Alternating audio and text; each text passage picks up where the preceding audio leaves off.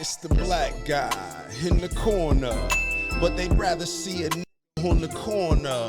They say I'm stealing Nick's clips like I'm stealing Nick's chick, not knowing that I hit him first week for the lick. I said, Nick, I could post here while you post there. Let's run the ads up, then let's meet up over there. Good evening, everybody. You're watching America First. My name is Nicholas J. Fuentes. We have a great show for you tonight. Very excited to be back here with you tonight on Tuesday. We have a lot to talk about tonight, lots to get into. Big show. This is going to be one for the ages. This is going to be a seriously big show. Our featured story, we're going to be talking all about U.S. media. I was going to talk about the government shutdown tonight, because that is the big story that everyone is talking about. It is the end of the fiscal year. The deadline to fund the government is midnight tonight.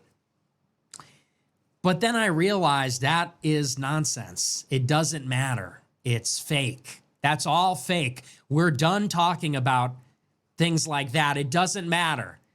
Now, if we have a slow news day later in the week, we may resort to talking about it, but not tonight. Tonight, our featured story, we're going to be talking about something really important. It's huge, but it's not getting any headlines. And we're going to tie together a few different things. Tonight, our featured story, we're talking all about the Jewish recapture of U.S. media. And specifically, we're going to talk about a couple of big moves. We already talked a little bit last week about one of them. One of them, as you know, is the facilitation of the sale of TikTok from the Chinese ByteDance to a consortium of U.S. companies led by Oracle. This is significant because the sale of TikTok was forced in the first place because Israel decided, and the American government decided, there was too much pro-Palestine content on the platform. And so within months of October 7th, the U.S. Congress decided that TikTok either had to be sold to an American company or banned. And now we see the fruits of this. A year and a half later, we have a deal. TikTok was sold to the Jewish pro-Israel billionaire Larry Ellison, who is taking a significant role in that U.S. consortium.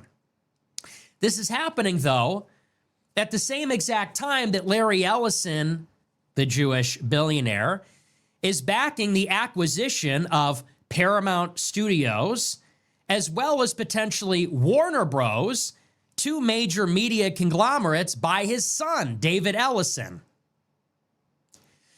So you have, in the span of a few months, the same family, the same Jewish pro-Israel family, acquiring one of the biggest social platforms in the world, or at least the U.S.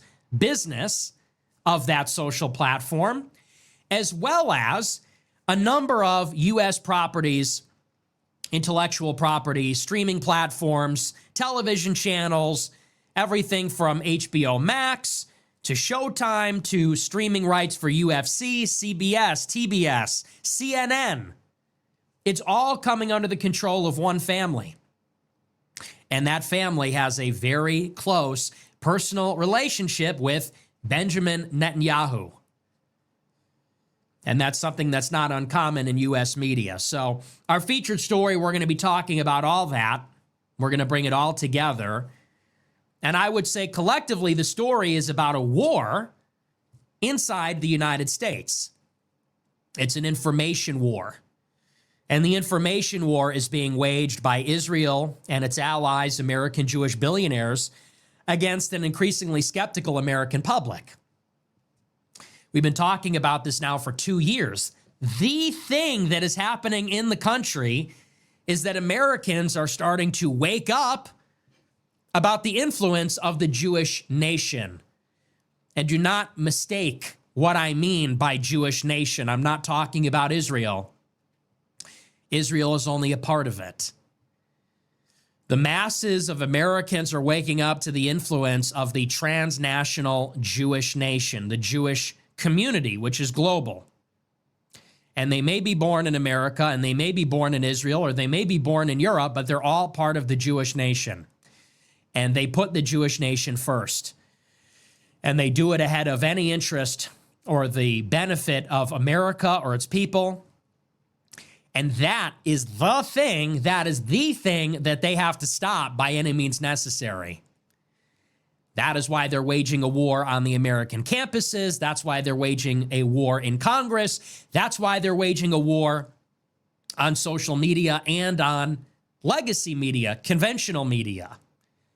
It is to recapture the hearts and minds of the public, to continue supporting our Jewish oligarchy, which continues to support Israel, so that they can constantly increase their power and control. That's the story. So we'll be talking all about that tonight.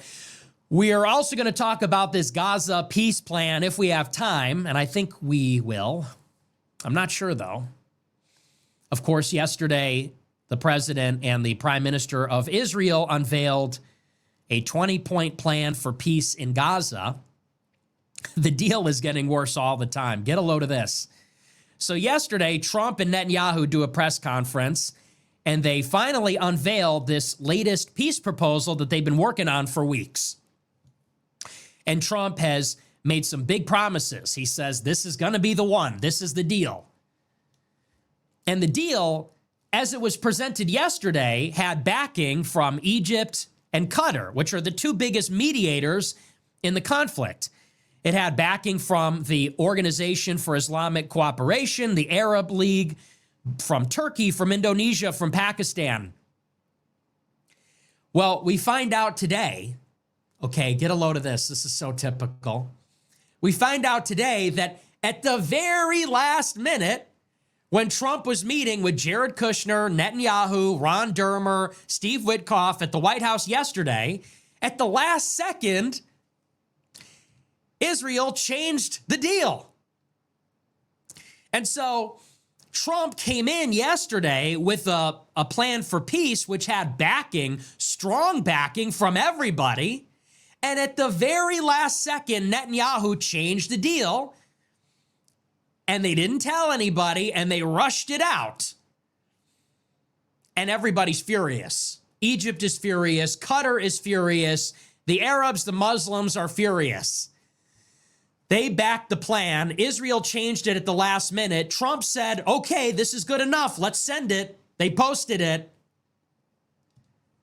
And now the Arabs are saying, well, we welcome the deal, but we don't fully endorse it because they changed all the details, and now it's a lousy deal. Now it's a completely rotten deal. So this is where we get, have you ever heard someone say, don't Jew me out of my money, don't Jew me out of whatever? You know, this is where that age-old anti-Semitic stereotype comes from. It's because this is what they're always doing. What is Jew synonymous with as a verb? It means to cheat, lie, act in bad faith, as though it's second nature, without remorse or shame, without scruples. Where do you think that comes from? I love when the ADL and the Jews come out and they say, for 2,000 years, it's the oldest form of hatred. It's like, okay, so how do you think everybody arrives at the same conclusion? It's like everybody in every nation in all times for thousands of years eventually comes to the conclusion that Jews always act in bad faith. And they say, we just can't catch a break. It's the oldest form of hatred. They're jealous. They're just jealous of us. We're smarter than them. It's like, okay, so did they communicate this by telepathy?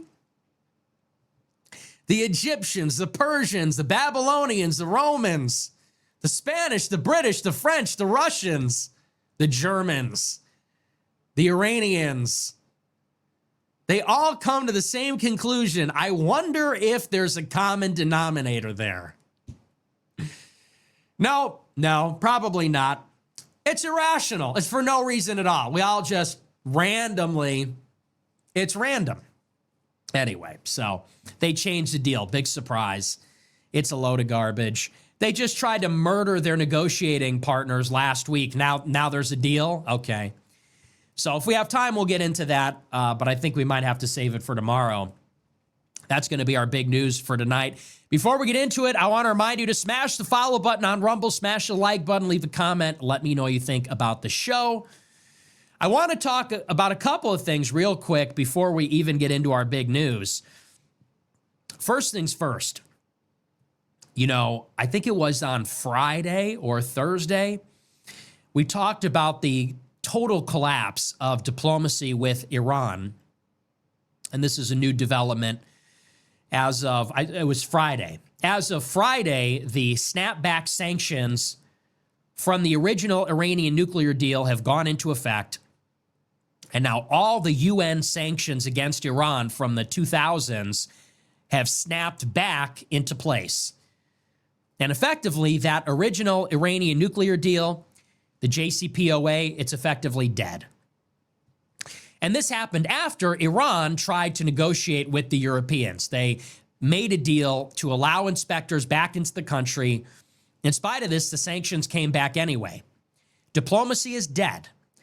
And so on Friday, I said, I think quite presciently, if diplomacy is finished, then war is inevitable. To that point, there is now currently a massive military buildup once again happening in the Middle East. And if you've been following the proper channels on Telegram, like Rerum Novarum and Middle East Observer, there's been a massive movement of U.S. military aircraft into Qatar at Al Udeid, our biggest base in the Middle East.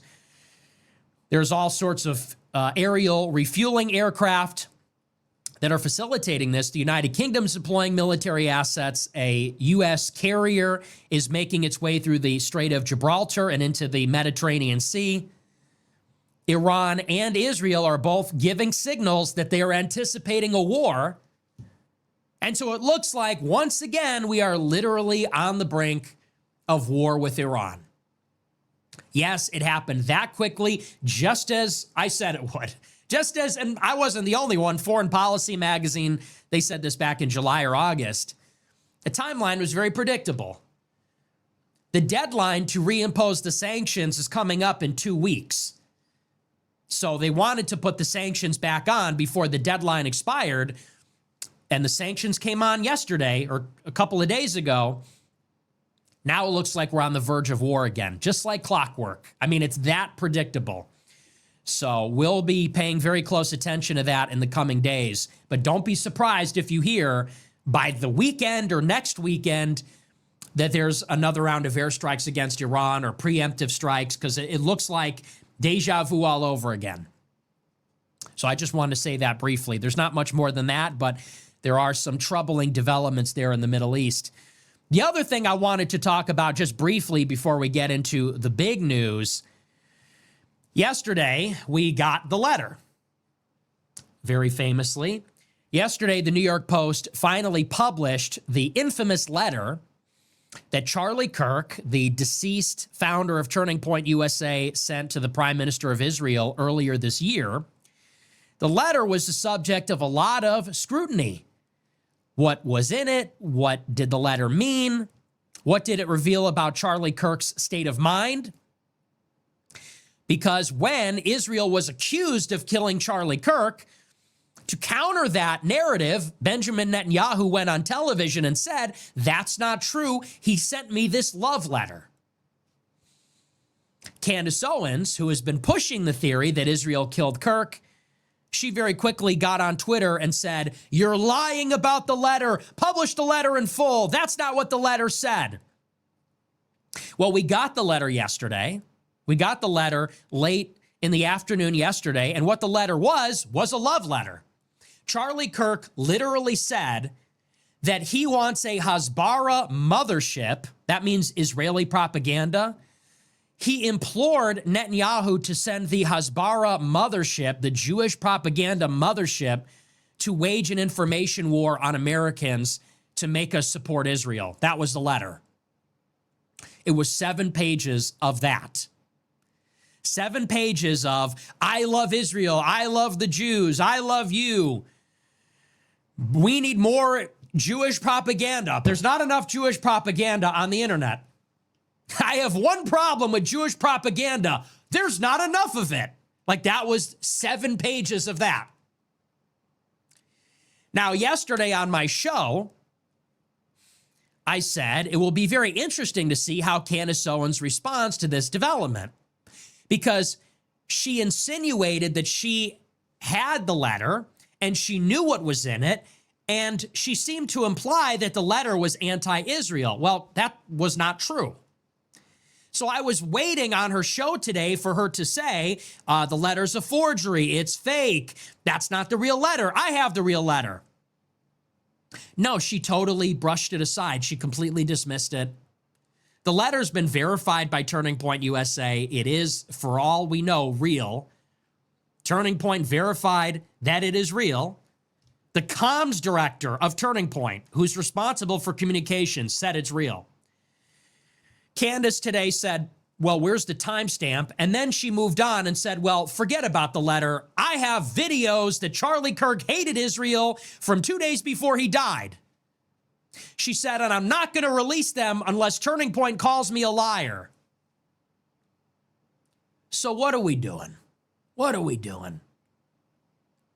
Her credibility is in shambles. And honestly, I feel bad. I feel sorry for people that believed her, because she has made you look like an idiot. This is all we heard about for 2 weeks. We heard about the Bill Ackman retreat. We heard about a $150 million bribe. We heard about this letter. All fake, all of it fake. Every aspect of it has been proven to be fake. And then today on her show, rather than fess up and say, you know what, I got it wrong, and rather than go on her show and say, you know what, I went on my show half-cocked and based on hearsay, I thought there was something else in the letter. I never had it. I was wrong. You know, that would have been the right thing to do. She dismisses it, and then it's just on to the next baseless claim. She spent about 30 seconds on it. She said, well, was it sent by email or by fax? Lady, who gives a shit? It's a real letter. And then immediately she turns, and I couldn't even believe it. She said, well, I have evidence that 48 hours before he was murdered, he went against Israel. She said, so I'm not making that up. I have no evidence for it. She said, but if you call me a liar, then I'll release videos proving it. Why don't you release the, it's just pathetic. You didn't release the letter because you either didn't have it or you lied about it. You didn't release your evidence about the Bill Ackman retreat because you didn't have it or you lied about it. And now she claims she's got videos of Charlie condemning Israel. That's convenient. That's the first we've ever heard of that. Where's that been for the past 3 weeks? He died 20 days ago. Now that the letter is proven to be bogus, oh, I just discovered that I have a new thing, but I'm not going to show it to you unless. It's just embarrassing. So I don't even know what more to say about that other than if you're still on that train, you got to just be honest with yourself. You got to be honest about the facts. It just isn't there. It's pathetic. And honestly, she should be ashamed of herself. I think she's a disgusting and vile human being. Shame on her. Shame on her and what she's doing to the family. Shame on her, how she's exploiting her friend's death. I didn't even like Charlie Kirk. And I took a day off and came back the next day and really did nothing other than call for peace and give a nice eulogy. This sick and twisted person has exploited the death and grifting off of it, spinning up this conspiracy theory that has no evidence because there's an appetite for it. And it has just got to be the most heinous thing I've ever seen. She is a gross, lying, low integrity, low honor, ignorant negress. That's what she is. She is a craven, clout whore, grifter, money whore. That's just what and by the way, everybody in Turning Point thinks that. Because the people in Turning Point, and I don't even like the people in Turning Point, a lot of them, but even they know that. So enough is enough already. Produce the evidence or shut the fuck up, you stupid bitch. Like, it's insane. Because she said for weeks, I've got the letter. I've got the letter. The letter comes out. It's not what she said it was. She lied. She either didn't know or she did and she lied. Either way, she misrepresented what she had. This letter comes out. It blows a giant gaping hole in her theory. And instead of owning it, which would have been the honorable thing to do if she had any integrity or honesty, she's going to say, "Oh, well, I don't know how I feel about that, but I've got videos of Kirk hating Israel, but I'm not going to release them." Hey, man, put up or shut up. It's been 20 days. If you got something that people haven't seen, if you have any real proof, if you have any honor, any integrity, if you have a shred of decency, put up or shut the fuck up. I don't know how people watch it. She's the dumbest, most dishonest person I've ever seen. I don't know how anybody watches that shit. That's why anti-Semitism is really gatekept for white people, I guess, because you put it in the hands of somebody like that and it's all over the place. It's beekeeping conspiracies. It's Brigitte Macron, transgenders, energy weapons, trap doors. Holy. I mean, she's given black anti-Semites a bad name. Thank God we have people like Myron. Thank God you actually have intelligent black critics of Israel, we'll call them, because she is just giving us a bad name. Ben Shapiro, can you take her back, please? Ben Shapiro, if you can hear me, please take Candace back. Please, we don't want her. We don't want her. You can keep her. I'll say this, he was right about her. Because you know what Shapiro said about Candace Owens first? Before he called her an anti-Semite, he said she was a faux sophisticate. Nail on the head, linguistic precision. He said she's a faux sophisticate. If that isn't nail on the head, and I don't like Ben Shapiro, I think he's filth, but Shapiro was right about Candace Owens. You can keep her. She's an idiot. She made them look bad. She's making us look bad. She could go on transgender Beekeeper Island. I have just had it. I am just straight up anti.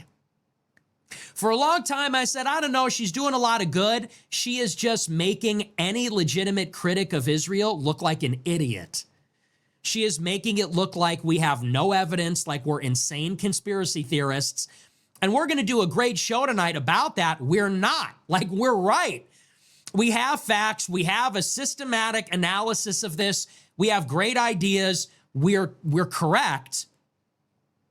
But she is taking it to the level of like a QAnon Facebook boomer.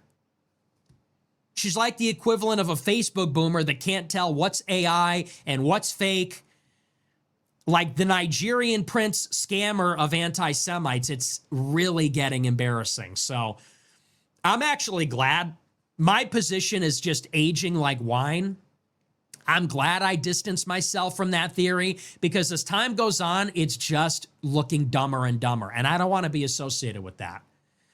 I've been talking about this issue for 10 years. And I got onto this issue because I followed the facts, not because I'm just some nutcase that believes every email chain about satanic pedophile Illuminati, you know, because that's kind of where it is with her.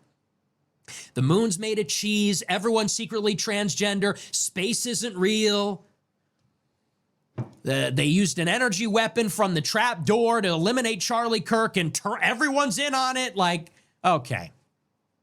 So, you know, I say again, put up or shut up. You know, now she has a video from 2 days before Charlie Kirk was killed, but she says she's planning on withholding that unless Turning Point calls her a liar. Who believes this shit anymore? Like, who's honestly even buying that anymore? If you got it, publish it. You didn't have the letter. And you don't have this. So anyway, I just like can't believe anyone's falling for that. But I guess it's a culling. It's like a good thing in a way. But I just want to throw that out there because we covered the letter last night. And I said, you know, the next shoe to drop, if there's an alternative letter, she's the one that's going to have it, Candace Intelligence Agency. It's almost sort of ironic because she's the biggest idiot on YouTube. Candace, like, no intelligence. big dummy. But she comes on the show. She waits 30 minutes into her show to even address it. And she stuffed it towards the end because she knows she has nothing. And it's on to the next crap. So now we know for sure it's a load of nonsense. Ackman meeting, nonsense. The bribe, nonsense. The letter, nonsense. Yes, it is proven now beyond a shadow of a doubt. Charlie Kirk died as he lived. He was a shill for Israel. He was a shill for Israel in May when he asked Ackman to set up an influencer retreat. He was a shill in May when he begged Netanyahu to assault us with Jewish propaganda. He was a shill in August when he went on Megyn Kelly and said, I'll never turn on Israel, but I'm deflated as a warrior for Israel. He was a shill that morning when he was coached in Hasbara hours before he was shot. It's tragic that he was killed. He was killed too young, but that is the state of mind that he was in. And there's no evidence to the contrary so far that is remotely convincing. Anyway, so that's that. I do want to move on, though. I want to get into our big story for tonight, our featured story. And it's actually very much in line with that letter. What was Charlie Kirk's letter to Benjamin Netanyahu? We read it almost in full yesterday, and the contents of the letter were very interesting because it wasn't just a love letter. It was a love letter, but it wasn't just that. Charlie Kirk was the founder of the most prolific, biggest campus conservative organization in America. So he was acutely aware, more than maybe anybody, on the right wing, on the pro-Israel right wing. He was more directly and acutely aware of just how much public opinion is turning against the Jews in Israel in America than anybody. That was the basis of his letter. He described this trend as a 5-alarm fire. He said, it's not just on the left. He said it's on the right too, that young conservatives are turning against Israel because of a number of issues. And that was the basis of the letter. He said, Prime Minister, you have a problem on your hands. Nobody supports Israel. And if people don't support Israel, then that means over time, you're going to see that the American government will no longer support Israel. And that is a national security problem for the state of Israel. So what did Charlie Kirk say was the antidote? He said that what Israel needs is a communications reset.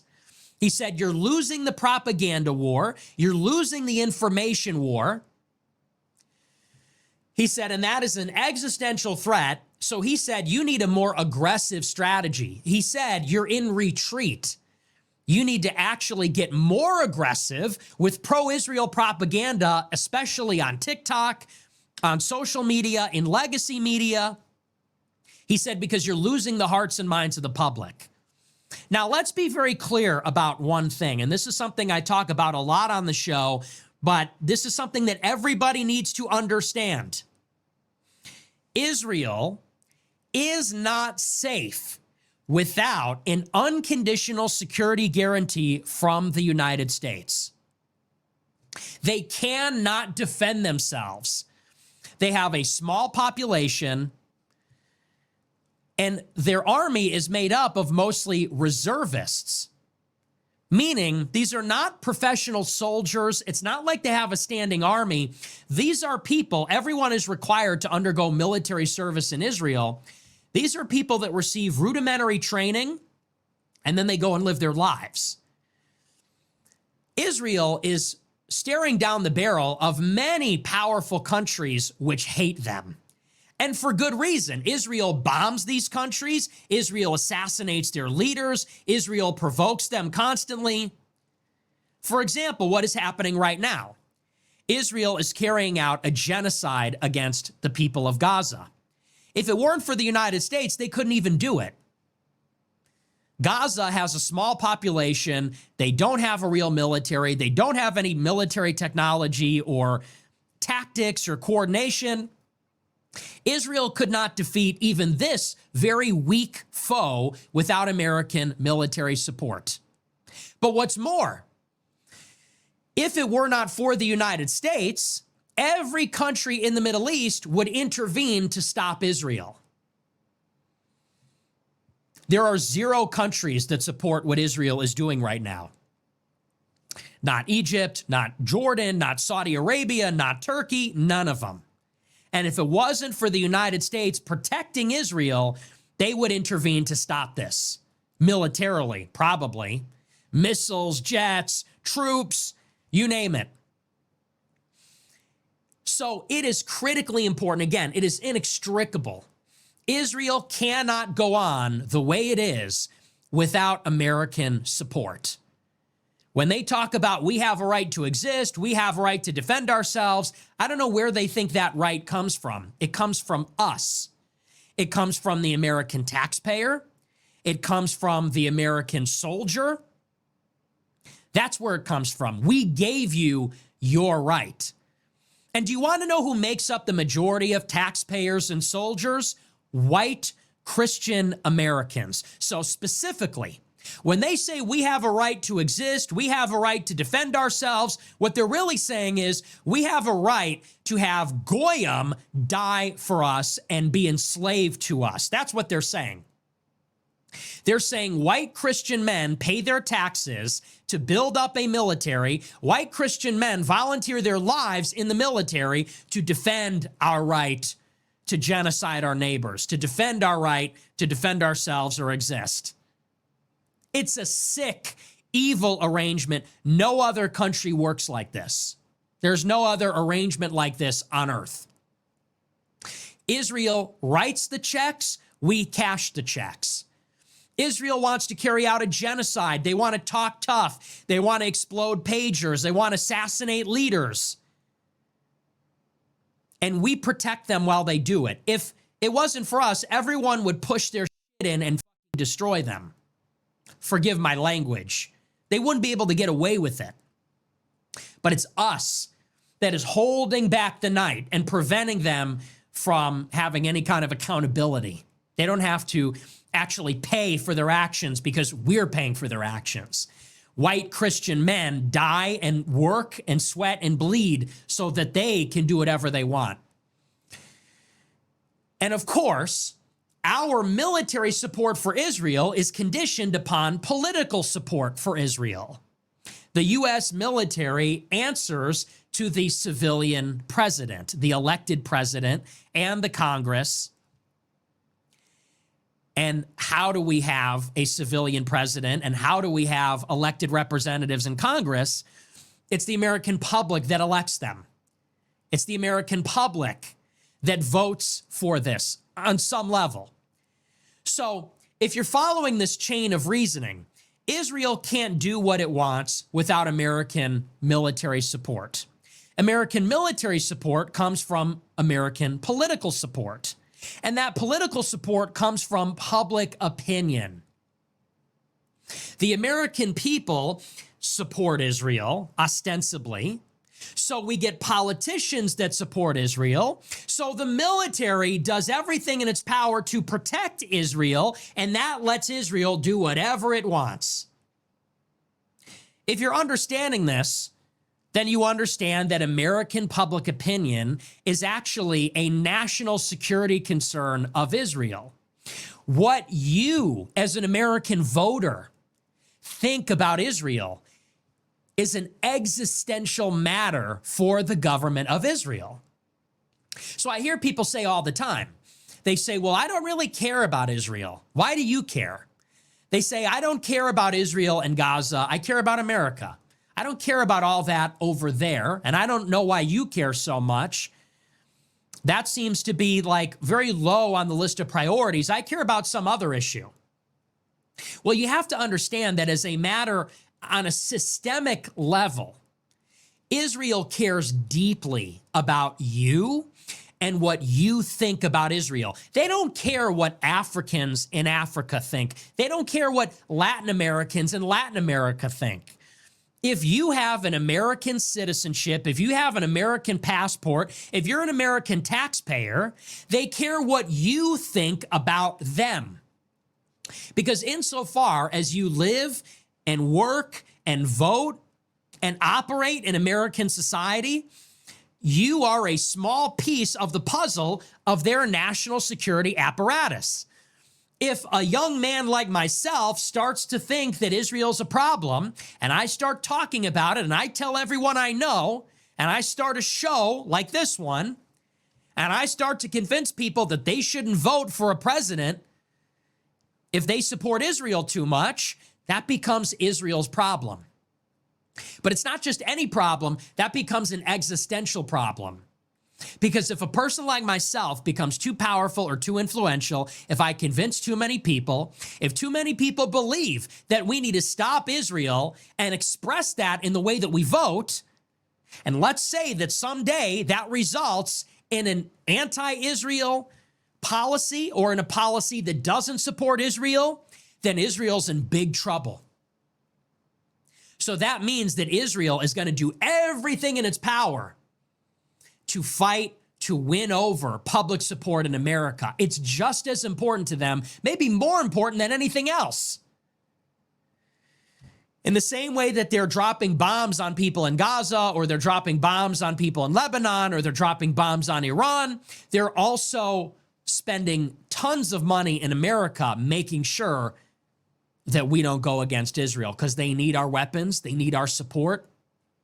They need our support in the international community, in the institutions, vetoing Security Council resolutions, punishing countries that put sanctions on them, bombing countries that try to attack them, giving them weapons to bomb their enemies. They need that critically. They can't survive without it. And that's what Charlie Kirk was telling Israel. Charlie Kirk said, you've got a 5-alarm fire. Young people don't support you. That's going to wind up in a policy where we're not giving you as much military support. And Charlie said, I don't want to see that. Well, Israel got the memo. And now they're doing exactly what Charlie Kirk prescribed to them. You are seeing an all-out offensive by Israel on American media to try to undo all of the Israel critical sentiment that has become so popular in the past couple years. You know it, I know it, everyone knows it. They're losing public opinion. It's on the tip of everybody's tongue. Everyone is seeing it. It used to be unquestionable. You used to not be able to talk about Jews or Israel at all. And now everyone's talking about it. And it seems like there's no taboo. There's no guardrails. This has been an utter catastrophe for them. They're being isolated internationally. They're losing support here. And if that trend continues, as I said, they're going to be in big trouble. So now they're undertaking some major projects. We talked about one of them last week. Last week, Donald Trump finally signed a deal that would force the sale of TikTok from a Chinese company to a collection of American companies. You might remember that Congress banned TikTok in America last year. They said that they were banning TikTok because of concerns about data and privacy. They said that as long as TikTok is owned by a Chinese company, they said, the Chinese government could spy on American devices and American data and citizens. They said, so unless TikTok is sold to an American company, then it's an unacceptable national security threat, so it must be banned. Do you know who welcomed that development?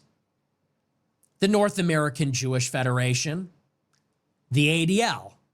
That bill was passed in the spring of 2024, just a few months after the October 7th war began, after the war in Gaza began. And coincidentally, TikTok became a big problem all of a sudden after the ADL found that unlike any other social platform, people were more sympathetic to Palestine on TikTok than they were towards Israel. Every other platform was the opposite. Instagram, Facebook, YouTube, the pro-Israel hashtags, pro-Israel sentiment was 90-10 more common. On TikTok, it was the reverse.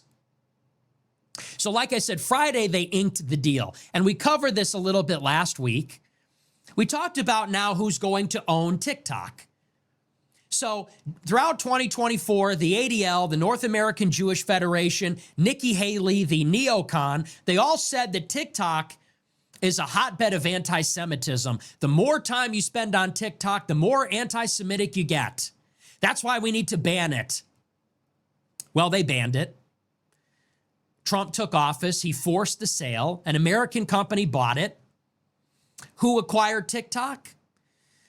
Well, a consortium of American companies took a 45% stake in TikTok's American business.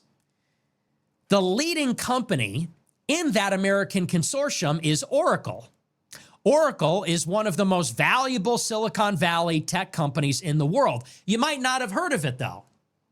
You know about Facebook, you know about Google, so you know about Meta and Alphabet. Those are the parent companies. You know about Amazon, Microsoft, Netflix, Fang, whatever you want to call it. Oracle is a lot less known because it's a back-end service. It provides data hosting services. It's more software side. But it's still one of the most valuable companies and important tech companies in the world. It's owned by Larry Ellison. Larry Ellison briefly became the richest man in the world last week. He's got a net worth north of $350 billion. Larry Ellison owns Oracle. Oracle acquired TikTok. Larry Ellison is a Jewish Zionist. Larry Ellison is the largest private donor to the Israeli Defense Forces in history, has given the biggest private donations to Israel's military of all time. Not only that, he is a personal friend of Benjamin Netanyahu. So close, in fact, that Larry Ellison invited Bibi Netanyahu's family to vacation on his private Hawaiian island several years ago, where he personally hosted the Netanyahus and they had dinner together. Netanyahu actually received political support from Larry Ellison. He tried to get Larry Ellison to buy a newspaper in Israel that was critical, of Netanyahu's governing party and his government. Larry Ellison convinced a Hollywood mogul, another Jew by the name of Arnon Milchan, to fire his lawyer so that Netanyahu could hire that Jewish lawyer in his legal defense against the state in his corruption cases. Larry Ellison is like this with Bibi Netanyahu. They work together. They operate together. Ellison has gotten Netanyahu out of political problems, legal problems. They vacation together. Larry Ellison offered Netanyahu a spot on Oracle's board. So Netanyahu would have a controlling interest in the company that now owns TikTok. That, if he followed through on that arrangement. That's who just bought TikTok.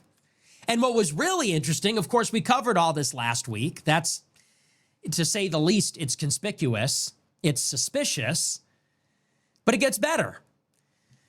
Just a day after Larry Ellison bought TikTok, and this was brokered by the Trump administration, just a day after that happened, Bibi Netanyahu held a panel with American social media influencers, and he said specifically that TikTok is the eighth front in Israel's ongoing war in the Middle East. This is the story from Jewish Insider.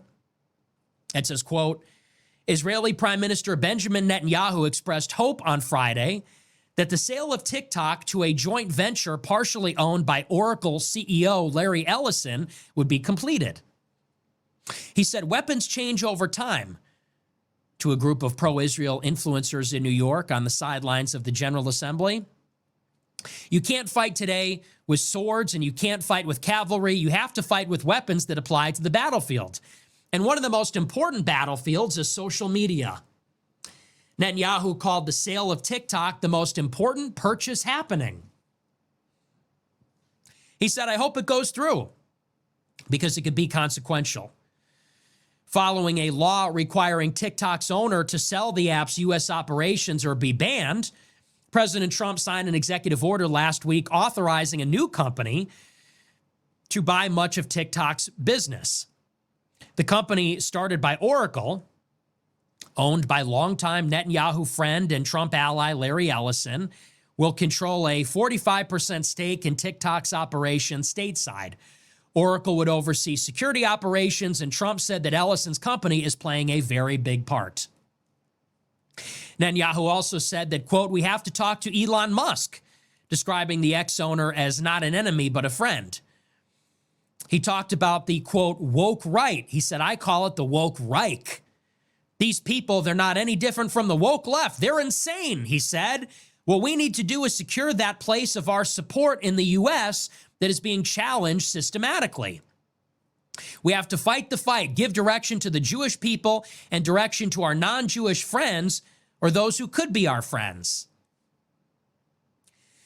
The Jewish Federation of North America said the following. They said, quote, "The Jewish Federations of North America are pleased that the TikTok deal is moving forward, transferring control of the platform to a U.S. entity, and we thank President Trump for his persistence on this important issue.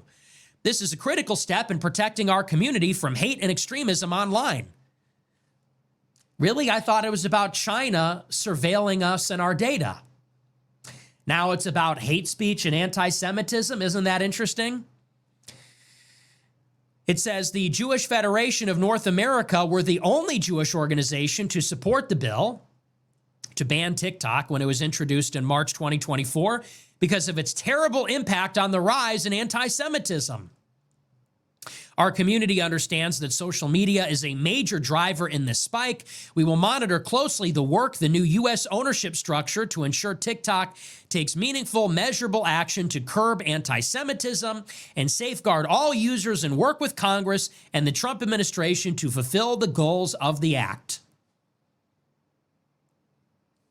So you're seeing in real time, explicitly, directly, openly, Israel is buying American media because it's too critical of Israel.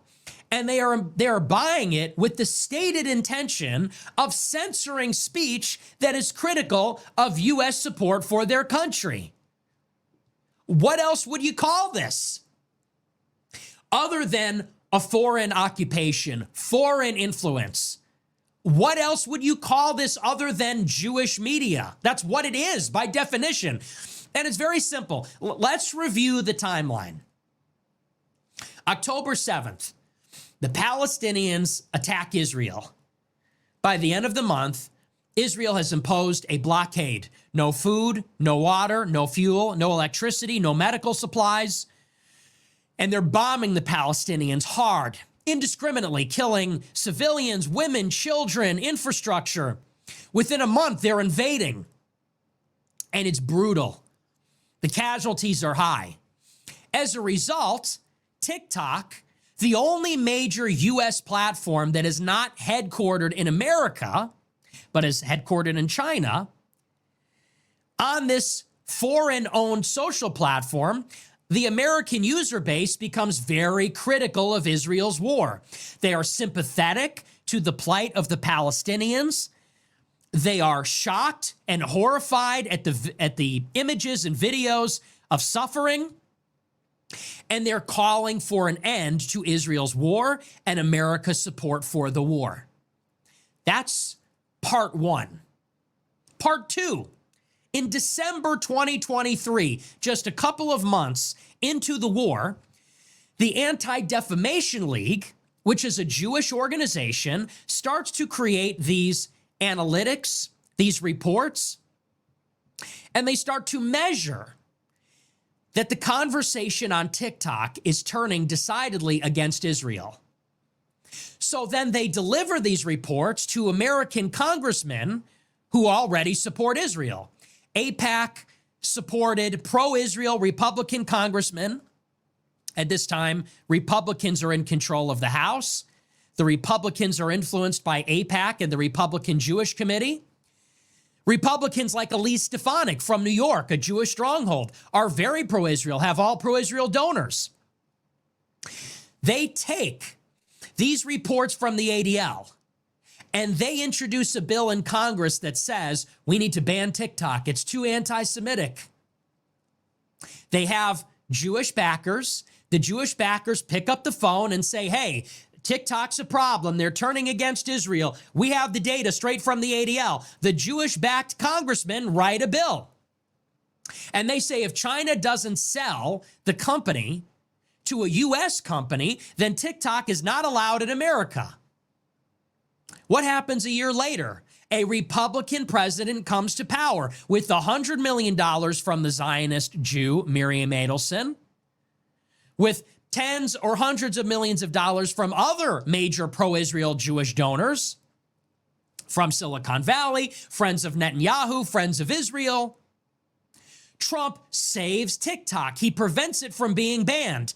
He facilitates the sale of TikTok to the Prime Minister of Israel's best friend, Larry Ellison, the second richest man in the world. And now that Larry Ellison, a friend of Israel's defense forces who are fighting that war, a friend of Prime Minister Bibi Netanyahu, who authored this war, he now owns TikTok. And what do you think he's going to do with it now? He is going to curb anti-Semitism. He is going to censor the platform to prevent an American user base from criticizing Israel and America's support for Israel. QED, that's how that works. People say, what is going on with the Jews? What is going on with Israel? That is what is going on with Israel. Now, keep in mind, it is not all foreign-based. The North American Jewish Federation, the ADL, Larry Ellison, these are all American-born people and institutions. Larry Ellison is not an Israeli. He's an American Jew. The ADL is ostensibly an American-based Jewish organization. So is the Republican Jewish Coalition. So is AIPAC. So is the North American Jewish Federations. These are all Native American people and institutions. And yet they work on behalf of Israel. Larry Ellison, the ADL, North American Jewish Federation, AIPAC, RJC, born in America, working for Israel. Are you starting to see the problem? You can't call them Israeli. You might be able to call them Zionist. I would just call them Jewish. That is what they have in common with Israel. That is what they have in common with each other. That is what they are. Israel is the Jewish state. This is how that works. Now, when China sells TikTok to a Jewish businessman to ban anti-Semitism, this is celebrated and welcomed by the Jewish lobby and by the Prime Minister of Israel, who says this is the most important deal ever. My best friend bought TikTok, the only platform that was criticizing our war. This is an awesome development. Why do you think he said that? And he described the acquisition of a social platform like TikTok as another front in his war. Why did he describe it as such? What are the other fronts in the war? There are 7 fronts. Israel is fighting in Gaza, the West Bank, Lebanon, Syria, Iraq, Yemen, and Iran. They're fighting on 7 territorial fronts in the Middle East. They're fighting Hamas in Gaza. They're fighting Palestinian Islamic Jihad in the West Bank, Hezbollah in Lebanon. They're fighting the Shiite militias in Syria and Iraq, the Houthis in Yemen, and they're fighting the Iranian regime in Iran. Those are the 7 fronts. He said the 8th front is social media, American social media, because it is on American social media where the American public talks about whether the United States should give Israel weapons, the weapons they use to fight on all the other fronts. It is on the American social platforms where American citizens, voters, policymakers, tastemakers, influencers, it is on the social platforms where they shape opinion, they shape the narrative that influences how people vote, what the U.S. policies are, and whether Israel gets the guns and bombs and airplanes and political support to fight all of those different groups and countries. That's why it's part of their war. That's why it's the 8th front in their war. You may not care about Israel, but Israel cares about you. They care about your For You page. They care about your timeline. They care about what you think and whether you support them. And when you don't like Israel, they really don't like that. And you may have a passing antipathy for Israel, but Israel ferociously and intensely hates that you're not on board with them. You may shrug your shoulders and say, I don't care about Israel. I don't really like them. If that ever becomes policy, Israel is in real trouble. So they care deeply. They care that you support Israel way more than you may care about Israel, pro or con. That's why we need to care about their foreign influence. We need to care about who owns TikTok. But it gets better than that. This is only the beginning. Remember, Charlie Kirk said to Netanyahu, you are in retreat. He said, Netanyahu, you need tough love. You're losing the information war and you're not even fighting. He said, you're in retreat. He said, you need to be aggressive. You need to fight and punch back hard against anti-Semitism. Well, I would say this is a pretty big blow. TikTok is the fastest growing social platform. It's one of the biggest in the world. It definitely skews younger than all the others. And it was the most anti-Israel. And now they got it. Now they own it. It's theirs. And by the way, that was facilitated by the Trump administration. Let's not forget, Trump is pro-Israel. Trump is friendly to Netanyahu. His son-in-law, Jared Kushner, who's running the White House, is a personal friend of Netanyahu. This would not have happened if Trump were not president. There's another major donor, Jeffrey Yass. He gave Donald Trump $100 million. He was a single-issue voter. He wanted this deal to happen. Okay? So there's a triangulation here.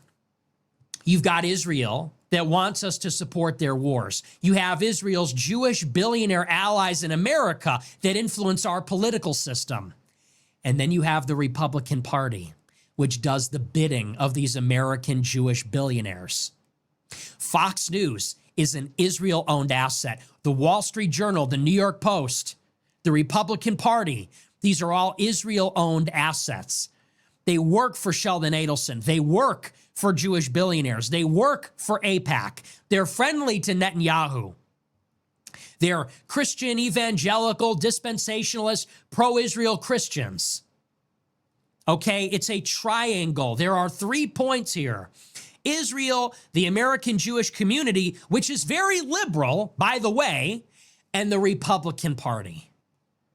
That is what forms this triangle that delivers us to war in Iraq, which bombs Iran, which delivers TikTok into the hands of Netanyahu. Trump's best friend Ellison, his best friend Netanyahu, Trump brings them together to take control of American social media and ban Israel critical speech. So while you were looking over there at the deportations and the Department of War and the Gulf of America and the military parade and the spectacle, the Republican Party was selling you out to Israel. That's not America first. That's why I didn't vote for Trump. That's Israel first. And unless and until you recognize that the GOP is controlled by Israel, unless you realize the GOP will never be America first, as long as that is the case, then you are going to keep falling for it. Is it worth it? If Trump brings us to war in Iran, if Trump is deporting anti-Semites, if he is ensuring that Jews control Harvard, Jews control TikTok, Jews control CBS, Jews control what we can say on a college campus, on social media, is that really worth the corporate tax cuts that we're getting? Is that worth the big, beautiful bill? It seems like you elect Democrats, you get mass migration. You elect Republicans, you get Israel controlling everything. And it just oscillates, it trades. Democrats get elected, they let in 10 million immigrants. Republicans get elected, they do more wars for Israel. And it's just a revolving door. until America is destroyed, until this parasitic entity sucks all the blood out of America. That's what it seems to be. But it gets better. Let's not get away from the subject at hand. So Larry Ellison is the second richest man in the world. He runs Oracle, one of the most important Silicon Valley companies, which, by the way, has its roots in the CIA. One of Larry Ellison's first jobs is for the CIA. They're all like this. The same story is true about PayPal. PayPal is created at Stanford in a cryptography department run by an Israeli Jew. When you look at all the Silicon Valley companies, they're all deeply embedded with the CIA in Israel. That's just an aside. That's something to keep in mind. Larry Ellison, second richest man in the world, he backs the acquisition of TikTok by this newly created company on behalf of his close personal friend Netanyahu. They now control it. But this is only one of the moves they're making. Larry Ellison has a son, David Ellison. David Ellison recently completed the merger of his existing media company with Paramount Global. Paramount Global is one of the big media conglomerates of America, formerly run by Sherry Redstone, daughter of Sumner Redstone, a Jewish Israeli operative, is how I would characterize him. They're now backing the acquisition of this newly created media conglomerate, Skydance, Paramount. Larry Ellison, his father, is backing the merger of Paramount now with Warner Brothers. He will own TikTok. He will own Paramount Global. He will own Warner Brothers Studios, all in the same family. This is all happening at the same time. He acquires TikTok. His son acquires Paramount, one of the big media conglomerates. They're going to merge that with yet another one of the big media conglomerates, forming arguably the biggest media conglomerate in the world. TikTok, Paramount, Warner Brothers. TikTok, Showtime, HBO Max, CBS, CNN, the rights to stream UFC, TBS. They're going to own all of it in the same family, all of it at the same time, all of it under the control of a Jewish pro-Israel family, friends of the Israeli Defense Forces, personal friends with the Netanyahus.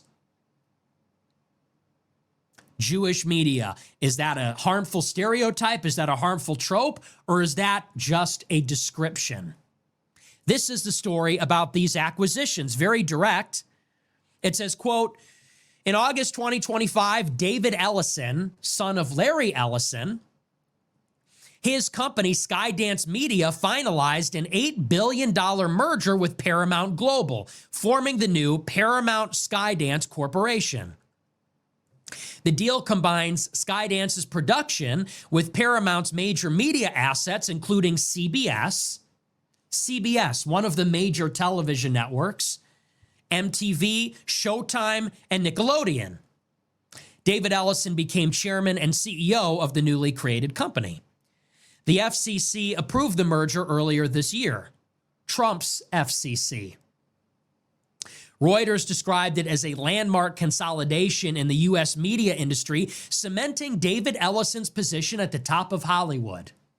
So his father, Larry, runs TikTok. The son, David, is at the top of Hollywood running all that. The new company has already been linked to fresh expansion plans. It has explored a bid for Warner Brothers Discovery, which owns CNN, HBO, and TBS. The group also struck a deal to secure exclusive U.S. broadcast rights for UFC events, strengthening its sports media portfolio. Who recently acquired UFC? Ari Emanuel, brother of Rahm Emanuel. Ari Emanuel is the same one that led the cancellation of Ye, formerly of major talent agencies. His father was an Israeli soldier. Okay? Ari Emanuel takes control of UFC. Now, David Ellison has exclusive streaming rights to the UFC fights at his newly created Skydance Paramount conglomerate. Ellison has been in talks to acquire the Free Press, which is Bari Weiss's publication, for over 2 months. Any deal is expected to put the price tag for the Free Press at over $100 million. The total price still being negotiated depends on how long Bari Weiss stays at Paramount, where she will become an executive there. Some expect the value to exceed $150 million. For those that don't know, Bari Weiss is practically an Israeli spy. She studied at Columbia University, where she led the charge to get pro-Palestine professors fired from their jobs with the David Project, a pro-Israel campus group. After she graduated Columbia, she went to Israel to study under Yoram Hazony at his Shalem Center. Then she went to work for Bret Stephens, a Jewish columnist at the Wall Street Journal, owned by News Corp, Rupert Murdoch, friend of Netanyahu. Bret Stephens then took her to the New York Times, where he writes the editorials. Bari Weiss is going to get a $100 million payday. Now that David Ellison owns CBS, he's going to pay her $100 million to buy her outfit and give her a top executive spot. Just like that. Have you ever heard of the Free Press? Probably not. They say it's worth $100 million. Bari Weiss is also tight with Mark Andreessen, head of Andreessen Horowitz, one of the top venture capital firms in Silicon Valley. Horowitz is a major pro-Israel Jew. Son is a major Jewish activist, or his father is, I should say. Bari Weiss also has backing from Peter Thiel, mentor of J.D. Vance. Are you starting to see how they're keeping it all in the family? Are you now starting to get it? Are you starting to see how the fix is in? So this newly created entity under Larry and David Ellison, let's just review. They will own TikTok outright. They will own Paramount Global and potentially Warner Brothers Discovery. That will include, in all their properties, CBS, MTV, Showtime, Nickelodeon. It will include CNN, HBO, HBO Max, TBS. It will include UFC. Then they're going to hire Bari Weiss, buy her out of the Free Press, and make her an executive. All of this under Larry Ellison, close personal friend of Benjamin Netanyahu. Do you think you're going to get a lot of Israel critical content on any of these platforms? Do you think that's in the cards? This is who owns your mind. They control content creation. They control content distribution. Think of it. Skydance and Paramount and Warner Brothers have studios. They have hard capital, assets, lights, camera, stages, the LED video walls now, which they call the volume. This is where they shoot all the new television shows. Think about the vertical and horizontal integration here. These are business terms. They own the literal studios where the content is created. They own the sound stages, the volume, the video walls, lights, cameras, all that. They also own, then, the television stations, the websites, the streaming services. So they own HBO, they own HBO Max, the app, the streaming experience. They own CNN, which broadcasts the news. They own CBS, which broadcasts the television shows. They own all that. Then they own TikTok, which is where these shows are promoted, where they advertise, where the shows are distributed. CNN, of course, has a TikTok channel. This is where they put the propaganda. So they own the studios, they own the channels, they own the social platforms. They own the whole process. And this is going to be one of the biggest media conglomerates in America. For the first time, combining the social platforms, Hollywood, television, streaming, all in one. Elon Musk owns X. Bezos owns the Washington Post and Twitch. The Ellisons are going to own CNN, CBS, MTV, Showtime, HBO Max, TBS, Nickelodeon, UFC, and TikTok. Paramount Studios, Warner Brothers Studios, all in one. And Larry Ellison is finding lawyers for Netanyahu for his legal defense. Larry Ellison is helping Netanyahu buy out his rival daily news websites. Larry Ellison is hosting Netanyahu at his private island, offering him a seat on the board of his company. Larry Ellison's a friend of the Trump government, which is tight with Netanyahu. This is occupation. This is the Jewish nation. These are Jewish gangsters. That's what they are. You know, they wear fancy suits and they're rich and they have finer things than all of us. But do not forget, they are gangsters. Did they ascend the ladder because of their business prowess? On some level, they're extremely cunning. But in many ways, the fix is in. The CIA gave Larry Ellison the technology. He got a license to own all the data systems in the world. He gets $300 billion. He buys all the networks. He gives Bari Weiss $100 million. She's not worth that much to now run CBS. These are gangsters. This is gangster activity. This is third world shit. This is not first world. This is a meritocracy. They want to talk about a colorblind meritocracy. They want to say it's our high IQ. It's our focus on education. It's not a focus on education. It's nepotism. It's tribalism. It is base, primitive tribalism. It is a lack of scruples. It is a lack of honor. It is gangsterish tribalism. That is all they are. And Bari Weiss, they have a bust of her head at University of Austin. She's got her glasses on, and people are going to treat her now like she's some intellectual. She didn't earn that position. She's an intelligence asset. They groomed her out of college. She gets picked up because she's a pro-Israel activist. They transport her to Israel where she gets trained to write op-eds. Then they give her resume to Brett Stevens, who's already there. He gives her clout. He gives her credibility. Andreessen Horowitz and Peter Thiel set her up with the Free Press and University of Austin. Now she's at the tippy top of Hollywood, getting a $100 million payday from David Ellison, from the Silicon Valley CIA Unit 8200 Nexus. How does Bari Weiss go from Columbia student to the head of CNN or CBS? Was that through merit? Was that because she's a genius? Or is it because she's a Jew? Is it because they help each other? Is it because they're nepotistic, tribalistic? Because they are waging a war on us. They're waging an intelligence war on Americans. They have infiltrated and penetrated every sector of our elite society, all the important decision-making institutions. Is this paranoia? Am I crazy? It's what it is. It's what it is. They're fighting this war. It's a massacre.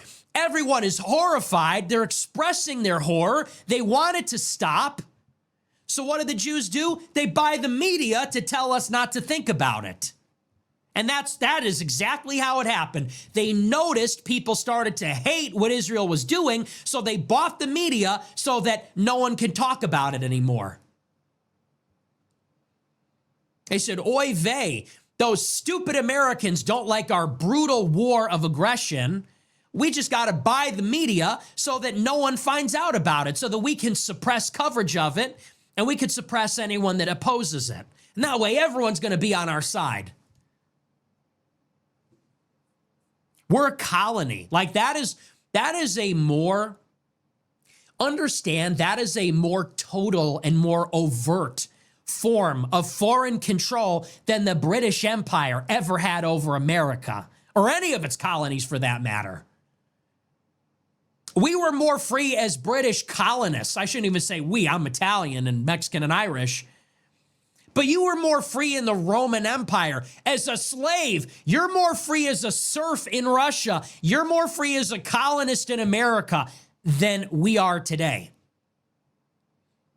Think about it. How do we even know what's going on in the world? The timeline. How do you get your news? Your device, your apps, your timeline. And your timeline is populated by the algorithm. And the algorithm selects certain media outlets to show you. They're going to control all that. They're going to control CNN, which makes the news clips. They're going to control TikTok, which puts the news clips in front of your face. And that's all you're going to see. That's what we call the Matrix.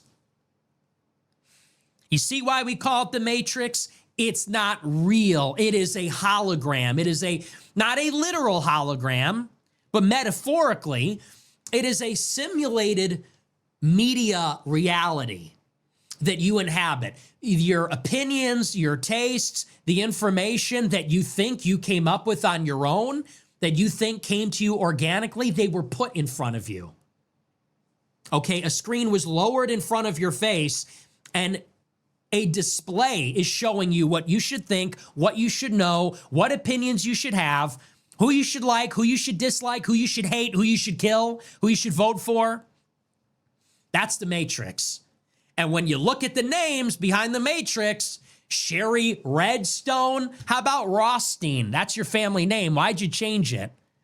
David Ellison, how about Spellman, their real name, which they also changed. Those are all fake names.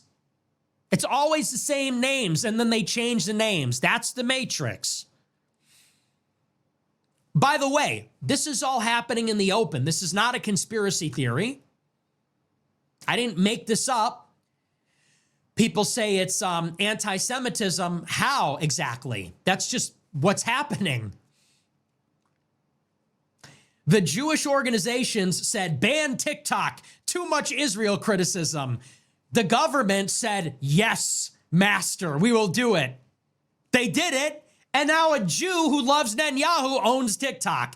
And the Jewish organizations are celebrating, saying, finally, we could get rid of anti-Semitism. So that's just reality. It gets better. Same day, there's another story about how Trump's top social media strategist is now a paid lobbyist for Israel. Brad Parscale, who ran the digital operation, recently registered under the Foreign Agent Registration Act as a lobbyist for Israel. Get a load of this. It says, quote, Brad Parscale, top aide on President Trump's first two campaigns, registered as a foreign agent to work on behalf of Israel and create digital media combating anti-Semitism. While Israel has been hemorrhaging support among Democrats for years, it's starting to see similar trends among Republicans. Parscale began working with the Israeli government on September 18th, according to paperwork filed under FARA. Parscale registered a company called Clock Tower X LLC and is working with the Israeli Ministry of Foreign Affairs. His contract states that Parscale will provide strategic communications, planning, and media services to develop and execute a nationwide campaign in America to combat anti-Semitism. At least 80% of the content will be tailored to Generation Z across platforms, including TikTok, Instagram, YouTube, podcasts, and other relevant digital and broadcast outlets. The paid media campaigns are aiming to achieve 50 million digital impressions per month. They will stand up websites and content to deliver GPT framing results on GPT conversations, seemingly to create data for AI models to train on. Clock Tower will integrate its narrative messaging with Salem Media Network, a conservative radio network, though it wasn't immediately clear exactly what that communication would look like. Okay? So who owns your mind? Zuckerberg runs Meta, which is Facebook and Instagram, Jewish. Alphabet, which owns Google and YouTube, is run by a couple of Jews. Larry Page, Sergey Brin. Okay, so that's YouTube, Google, Facebook, Instagram. TikTok is now owned by Larry Ellison. So that's TikTok as well. Those are your social platforms. Out of the big media conglomerates, you got Disney, which is run by Bob Iger. You got NBC and Universal, which are run by Jews. You have CBS, Warner Bros., Paramount Studios, now run by David Ellison. You've got the Salem Radio Network and Brad Parscale working on behalf of Israel. You've got Fox News, Wall Street Journal, under the Murdochs, they're Friends of Israel. You've got Daily Wire, Prager University, Breitbart, all run by Jewish editors, Jewish owners. Are you starting to get it? This is why I call myself America First. You have to understand that triangulation. It is being run out of the Foreign Ministry of Israel in concert with American Jewish billionaires, expressed through the Republican Party apparatus. Brad Parscale from the Trump campaign is now an Israeli lobbyist. They're going to be cutting checks to Influenceable and other similar organizations, paying people thousands of dollars to post pro-Israel content, without disclosing that that's what that is. It's going to be promoted on TikTok, which is owned by Ellison. Bari Weiss is running CBS. Trump brokered the TikTok deal. This is the stranglehold they have over our country. This is why things are the way that they are. People call us woke right for noticing it, anti-Semites for noticing it, conspiracy theorists.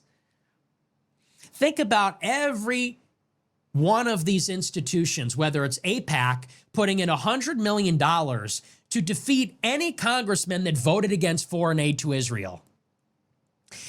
The head of the National Security Council of America was fired because he was working for Netanyahu. He gives the intelligence briefings combining DOD, State Department, DNI to the President of the United States. The Secretary of State, which took over for him and now runs the State Department and the National Security Council, Rubio, is a client of the Israel lobby. All the social platforms are now run by Jews effectively. All the major media conglomerates run by Jews. 5 out of the 8 Ivy League universities have Jewish presidents. Everywhere you look, they have increased their control, their stranglehold over elite society. And when they win these wars in the Middle East, think about what they're doing. They're going to take over Gaza and the West Bank. They're going to bring Syria and Lebanon to heel. They're going to topple Iran. And once they do, Israel's going to become a very rich country. They're going to have the sovereign wealth funds of Saudi Arabia, the United Arab Emirates, Qatar, pouring all their oil money into Israel. Israel's going to get all this money from the trade that goes through the Rimland. All the trade from India to Europe, China to Europe, all the trade that goes through the Suez, the Persian Gulf, all the trade that goes overland through the Middle East, they're going to collect a toll on all that. Their allies are running Wall Street, running Silicon Valley, running all the AI companies, all the future industries. Do you understand the gravity of how much power the Jews wield in the world today and how much more power they'll wield when they're finished with what they're doing in the Middle East? You thought we couldn't stop them before? Wait until they don't need us. What happens when Iran doesn't have 1,000 missiles pointed at them, keeping them in check? What happens when they don't need our weapons because they have no adversaries in the Middle East? And they have this level of influence over America, in Russia, in Europe. That's checkmate. Checkmate. They're a global power. We got to stop pretending. This Jewish nation that sits atop all the countries, it is a global power. I'm an American. I want America to be the preeminent global power. I want Americans to be the preeminent global power, not American Jews loyal to Jewry and Israel. I want Americans loyal to America, born in America. I want Christians to be powerful. I want Europeans to be powerful. I don't want to live in a world that is divided up into colonies by India, China, and the Jews, while white people are exterminated, because that's kind of where it's headed. Europe going the way of diversity, America going the way of diversity, lorded over by the American Jewish billionaires answering to Israel. I don't want to live in a world that's divided up between Africans, Indians, Chinese people. and then this dwindling America and Europe where whites are waiting to go extinct. I want a new Roman Empire. I want a new white imperium, white racial Europeans in Europe, in America, in Canada, in Australia that actually have real power, not infiltrated by Jews, that is sitting at that high table with the other people. That is what I want. That is not what we have. So anyway, that's the big story about our new media overlords. Well, folks, we had a good run, didn't we? We had a good run. We had a good run. We had a good generational run. We were criticizing Israel. We were red-pilling people on 9/11 and JFK. We were making 6 million jokes, throwing up Romans, making Hitler edits. We had, for a couple of goofy goobers, not bad, huh? But yeah, now that Larry Ellison owns all the media, I don't know how much longer that's going to last. Now that Israel is in their end game, in their 8-front war against the world to kill whoever they want for the right to genocide defenseless people, I don't know how much more we're gonna get. So it's been real. It's been fun. But yeah, I think you can start to expect some changes happening on all of the American media landscape because under new management, let's just put it that way, under new management, new management, same as the old management. They're sort of recapturing. Whoops, we let one by the goalie, accidentally let some other country run the media for a couple of years. And now everything is back in its right place. It's the media firmly under the control of the Jews. Love to see it. We actually hate to see that. We don't like to see that at all. So that's that. But I do want to move on. We're going to take a look at our super chats. We're going to have to save the Palestine peace plan for tomorrow. We're already an hour and a half in. Palestine's a big story, so we're just going to move on. We'll take a look. We'll see what you guys have to say. Let me get set up here. Let me get my headset. And my favorite part of the show, we get to hear from the peanut gallery. Let's take a look and see. Let me get set up. All right, let's take a look. Thomas Cruz sent $100. DFW, I'll never pull Stacy's like Chad Fuentes. Why even live? Thank you for the big super chat. I don't know what you're talking about, man. I'm not pulling anyone, anything. I am a bitchless, rizless, hoe-less, 5'9", chud, incel. It was over before it began. The truth is the game was rigged from the start. I'm black-pilled. It's over for me. That's okay. It's fine. Really, it's fine. I appreciate the big super chat, but I don't, let's not invalidate my suffering and my struggle and my sacrifice. Pulling Stacy's. Where do you see any Stacy's? Is she in the room with us? Is Stacy in the room with us right now? I don't see her. There are no Stacy's. There's trolls, people trolling me, women saying they like me, but they'd hate me if they knew what I was really like, They pull up in real life. They expect a cool Chad who's going to be awesome, and instead they find a video game playing rizless incel. They say, aren't you a little short for this generational run? I'm going to say, well, it was a nice try. So I'm with you. I'm with you. We're not pulling any Stacy's over here. There's no Chad here. Chad is gone. I am what remains. Okay. Frank Henderson sent $25. Have you read Gibney's A Generation of Sociopaths? Boomers account for 68% of our budget, either in earmarked money, SS and Medicare, funds that disproportionately benefit boomers, HHS, VA, etc., or boomer fiscal irresponsibility, i.e., the interest. We can't vote against them. Can we only just wait for them to die off? Yeah, I've seen that. I don't know how much stock I put in that, like blaming boomers.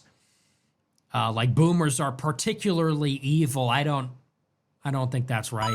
Hard R sent $20. Is there any numbers on how many immigrants were given the green card, or did it just vanish? I don't have them off the top of my head. What do you mean by that? Yeah, the government keeps track of that. I don't know it off the top of my head. Catherine sent $100. Thank you for the big super chat. No message. Nickerson Beautiful. sent $30. Love it. Fair take on the Scandies and can't argue with a Latino Italian about food. Here's $300 not for your Call of War addiction. Get some gold. I don't buy gold. I don't use gold, dude. I'm a purist. I don't pay to win. I win with skill. I win with patience. Okay, they have the gold. I have the time. Okay, my enemies on Call of War, they have the gold. I have the time. I will know life. I'll be awake when they are asleep. I will be awake at 3 a.m. when they are asleep, and I will take all their territory before they wake up. Homie, don't play that. I don't pay to win. Nothing better than that, right? But anyway, I appreciate it. Fair take on Scandinavians. Yeah, I know. My nose is itching. Hitlifts for Christ sent $20. Have you heard how Stealth Medical etc. talks Abu lol? Any opinions on her claims that you are Jewish? I don't know who that is. Who's Stealth Medical? Sounds retarded, honestly. If someone is named Stealth Medical, like it's some kind of medical advice thing, doctors are murderers. Apple cider vinegar cures everything. If you have like health in your name like that, you're probably just a fucking idiot. I'm going to be honest with you. Yeah, here we go. Focused on biodefense, infectious and rare diseases, medical AI. I don't know. Maybe she's an expert. I don't know who she is, but looks retarded to me. Halcyon sent $20. Asta leftist slanders you for denying Israel killing their top boy cheerleader when he literally denies the fact that Israel controls America, actually calling it a Zionist talking point. Forget that JQ Was says America is the real decision maker, not Israel just America's puppet. Hess controlled opposition for covering for Israel. He's not controlled opposition. He's just a brown idiot. He's just a fucking third world idiot, of which there are many. So no, you're giving him too much credit. The idea that anyone would pay that stupid asshole, who would pay like a 3-foot mongoloid to be an idiot on the internet and get no views? He's not a shill. He's just that stupid. He's a third worldist. He's just more third world, brownoid IQ. Talking about communism and all that kind of stuff. Trust me, that's not shill. That's like authentic. Shitball sent $35. Genuinely irritates me that this Brill Hollyhan guy rides in a private jet with a $12,000 Rolex and a $200 polo shirt. It's also artificial and staged. Smells like a nuke war coming. That just sounds resentful. You don't got to be mad at him for having motion like that. You got to be mad at him for being like a fake dweeb. Don't hate on the motion. You roll in here with your $12,000 Rolex like he mogs you. That's your problem. That's the least of your concern. You're just posting your own L's, dude. That's a cell phone. He mogs. I hate that he mogs me. Why give him aura? Why let him aura farm? People are going to post edits. They're going to post edits of this. They're going to put him in one where he's flying in on a private jet, flexing the Rolex, laughing as Charlie Kirk dies. I'm the new Charlie Kirk, That's an edit. He's aura farming off you. Don't let him aura. Careful, you're aura farming him right now. I hate that he mogs me. He flies in with his $5 million shirts, his private jet, $12,000 Rolex to grift off Charlie Kirk's death. Yeah, dude, what color's your Bugatti? Don't let him get away with that. Don't let him aura farm. Bald Making a big $25. mistake. Candace is showcasing people's LinkedIn profiles on her show. Brigitte Macron, if you can hear us, please save us. Well, that's valid. That's using LinkedIn is not inherently a problem. A. Maria sent $30. Hey Nick, huge fan less than 3. Plaza, hear me out. Convinced my Israeli manager is Mossad for a whole variety of reasons, but my other co-workers think so too. He's tried asking me out on multiple dates, asked for compromising shit, extremely personal details, and to travel to Israel. WTF do I do without being a schizoid? You're probably retarded and that's not real. Where do you work? Do you work in an important industry, or are you just some woman who thinks every man is obsessed with you? This is the problem with women. Women hear too much Candace Owens and then they say, this guy's trying to hit on me. I think he's Mossad. I have a boyfriend. Dude, just be so for real. What do you work at, Target? Your boss at Target or whatever is not a Mossad operative. Like, no one cares that much. He's probably just a creep and is like trying to have sex with you, okay? It's not that deep. Connor MC Grow I % $21. I never really get the urge to rewatch the Batman 22 like I do with the Dark Knight trilogy. Everything after the Riddler turns himself in is just kind of boring to me. Watching the first hour of Batman Begins always makes me want to grow the Liam Neeson Ra's al Ghul goatee. Yeah, you sound like a faggot. You sound like a nerd. Okay. When I watch Batman, I want to grow a goatee like the character. Like, dude, or how old are you? What are you, 3 years old? Lorna Jean 87 sent $20. I believe you have talked about this before, but how can one have a rabbi and also claim to be Christian? Don't they deny Jesus? Isn't Judeo-Christian an oxymoron? Aren't the two religions in opposition? I am genuinely baffled. Maybe I am missing something? Yeah, it's because when a lot of these evangelicals, they look at the Jews as like senior partners in their own religion. your confusion, I mean, you're missing it. Yes, it is a contradiction. They don't care. They're leaning into it. There is something deeply contradictory about evangelical theology, which says, we only care about the scripture. We only care about the red letters of Jesus. And what does Jesus say? No one gets to the Father except through me. And the Jews somehow bypass that. But there's an asterisk there. No one comes to the Father except through me. Except for the Jews, though, too. They don't need to go through Jesus to get to the Father. Like, it's inherently a contradiction. But Charlie Kirk is getting talking points from rabbis because Jews control the conservative movement and they want to defend Israel on behalf of the Jews. And so they talk to the rabbis to get the talking points. That's how he doesn't have a rabbi, I don't think, is like a real religious leader. Maybe he does.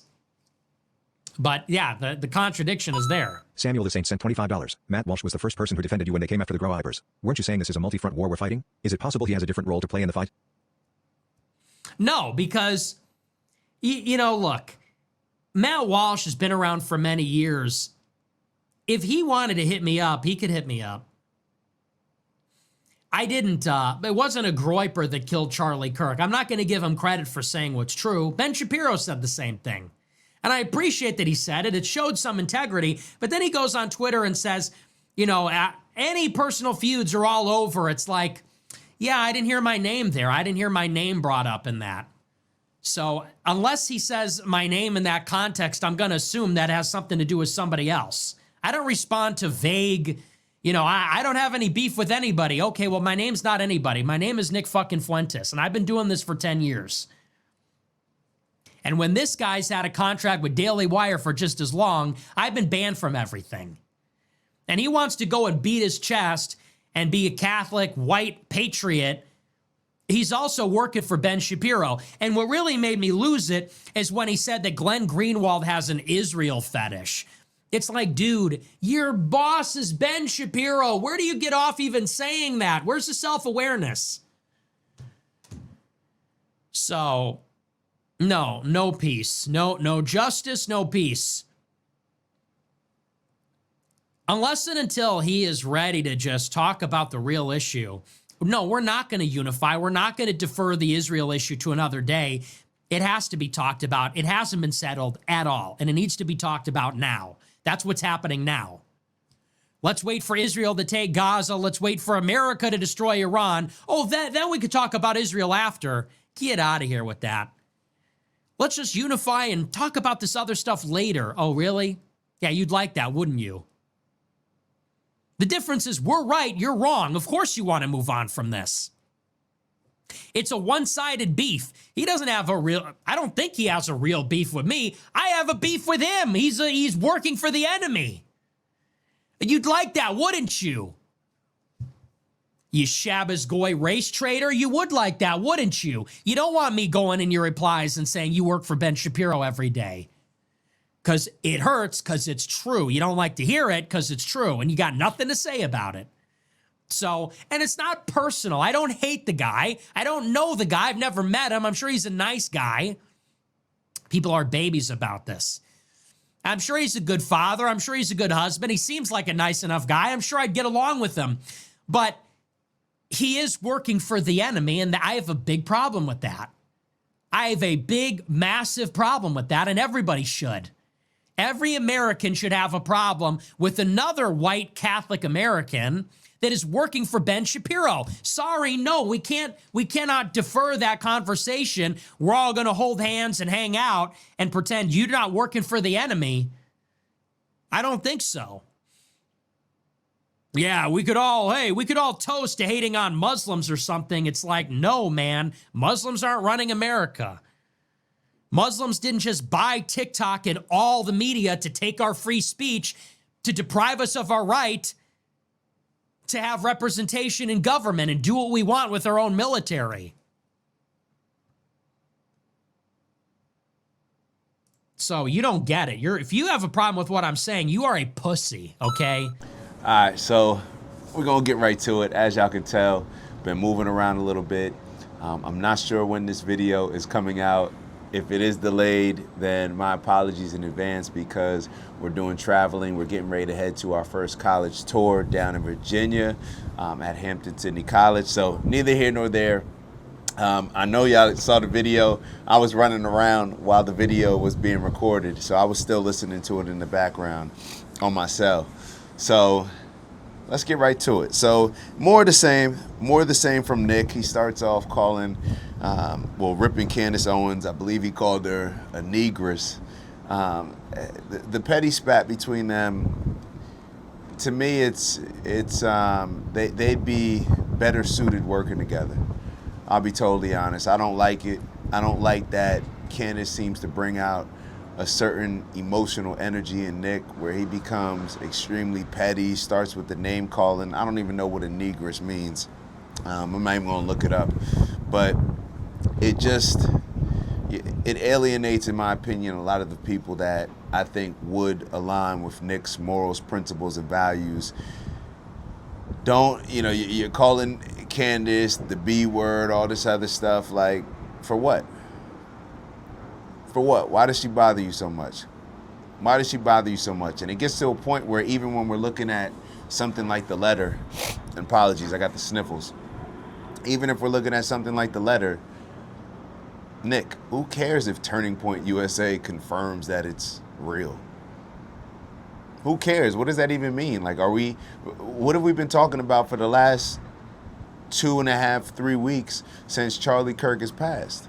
How Turning Point USA, how Erica Kirk, how it seems to be them grifting off of Charlie Kirk's death, taking advantage of it, politicizing it, turning it from a memorial, what it was supposed to be, I guess. I would assume that's what you're calling it, into a GOP spectacle. So who do we think is allowing all that? That's Erica Kirk and Turning Point USA. So why would we expect them to push against anything that directly doesn't align with them continuing to receive the funds that they have been receiving? Let's not get it confused. Charlie Kirk was writing that letter, and even if the letter is true, what it shows and represents to me is that Charlie Kirk didn't change his views. One of two things. Either Charlie Kirk didn't change his views on Israel, which to me is a little bit hard to believe. And let me explain exactly why. A lot of people, when this war initially started, right? I know the starting point is on October 7th, even though I don't believe that that's the starting point for this war. That's just what has been declared the starting point. So therefore, Israel can justify any reaction to it. But after October 7th happened, let me say it like that, a lot of people thought that Israel had the right to defend itself. Cool, whatever. But, oh man, there's a bee. I'm not a fan of bees. Well, there must be a beehive over here somewhere because these bees keep coming. Come on, bro. Come on, let me do the video. All right. I'm not going to say I don't like bees, but they just make me nervous. But yeah, so I lost my train of thought. Oh yeah, with the letter, let's not get confused. It's either one of two things. With Charlie Kirk, I don't believe that I was saying that a lot of people started off maybe supporting Israel, supporting them, defending themselves in certain ways, but to the extent that it's grown to, it's very hard to defend what Israel's doing. It's very hard to not see, okay, this is clearly gone too far. It had gone too far last year, and now they've done nothing but press the offensive and talk about doing more, talk about establishing the greater Israel. It gave us all the opportunity to go back and learn about things like the clean break memo. It reminded us of what Bibi Netanyahu has done when he tried to propagandize us and lie to us in order to get us to go to war with Iraq. All these different things are now being exposed to the point where it's very hard for any of us to sit back and condone what's going on with Israel. So I don't think that it was ever about Charlie Kirk changing his stance from a moral or principled standpoint. I think it was Charlie Kirk choosing to represent one side, like most politicians do. I look at Charlie Kirk as a politician. They don't choose where they're standing based on principles, morals, and values. Because if they did, then a lot of these Republicans, politicians, would be aligned with Marjorie Taylor Greene and Thomas Massey rather than just doing whatever they're doing to support Trump, turning the other cheek, whatever you want to call it. They would be aligning with Marjorie Taylor Greene on the Epstein files. They would be aligning with Thomas Massey on the Epstein files. They would be aligning with a whole bunch of people who just were for the things that Donald Trump was pushing for when he was campaigning to run as president.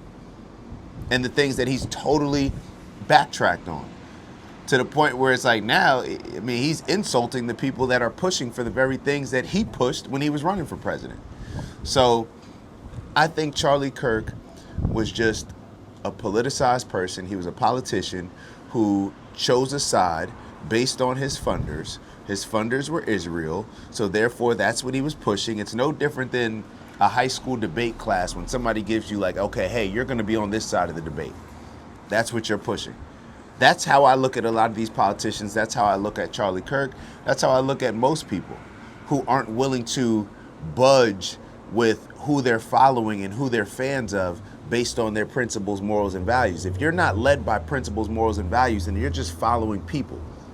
And people, when it comes to politicians, are always going to be swayed by who puts money in their pocket. Isn't that what we're seeing? Isn't that what we've been seeing? Matter of fact, Donald Trump was the person that we thought would happen with the least. The person that we thought would go against the establishment the most, and it's shown that even he's done it. So why would we be surprised? So when it comes to Charlie Kirk, even if the letter is true, I mean, the letter, I would assume that it's pretty consistent with his actions and his behavior while he was here.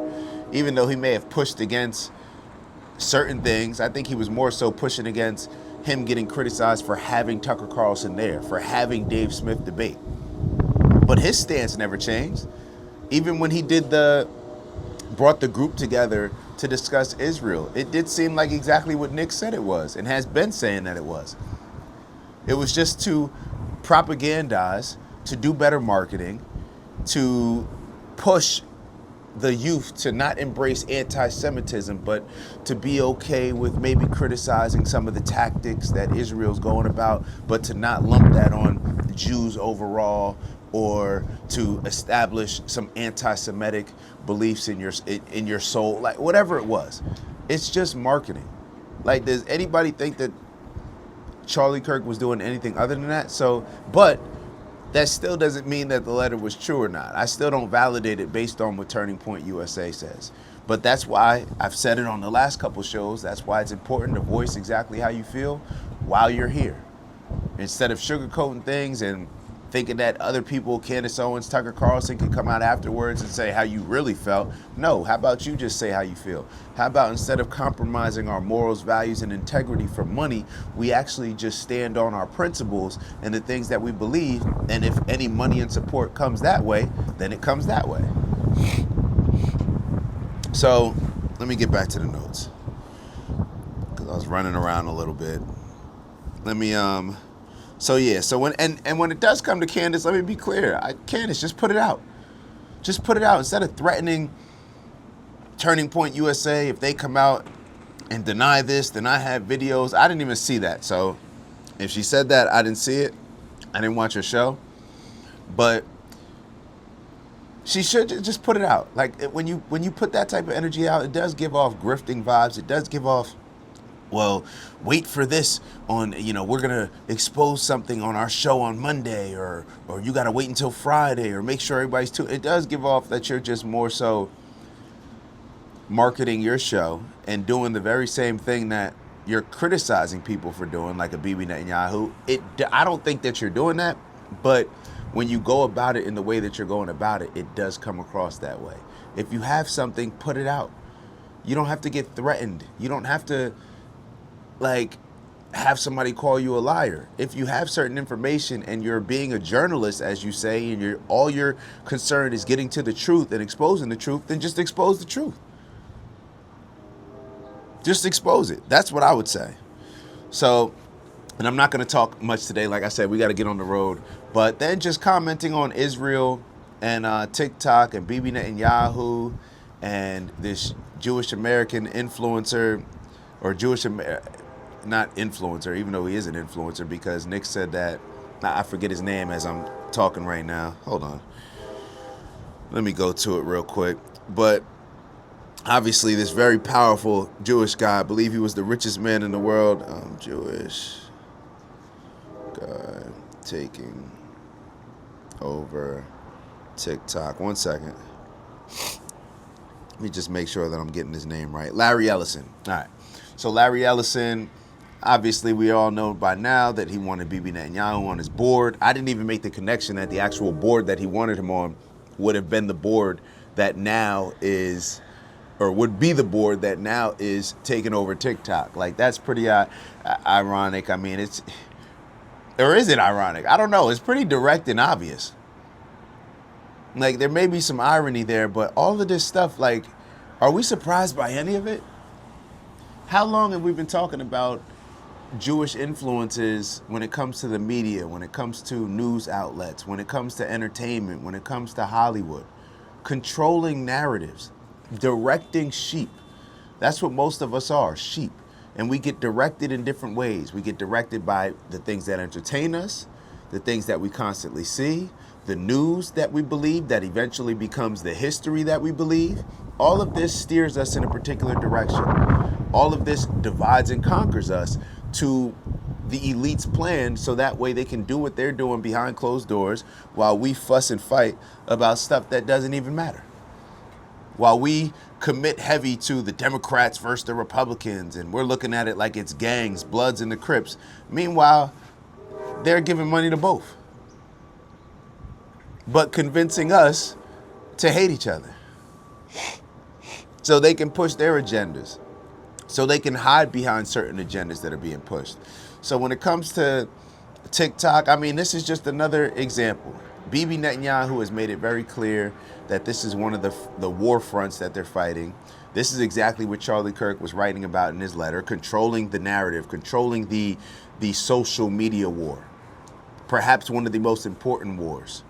Bibi Netanyahu made it very clear when he talked about the importance of TikTok, when he talked about the importance of sitting down with Elon Musk, who's a friend, who owns X, obviously. This stuff is obvious. This stuff is obvious when we look at China, and it's bad for China to own and have our information. Has China been controlling us? Has China been controlling our government? Has China been blackmailing our political leaders in order to push for their agenda? Have we been fighting wars for China? Like, I'm just confused of why it's so important for China not to have access to all this, but then when it comes to Israel, it's perfectly fine. The same Israel that Ted Cruz, who supports proudly, who believes that this is his gateway into heaven, doing any and everything for Israel, even he said that Israel spies on us.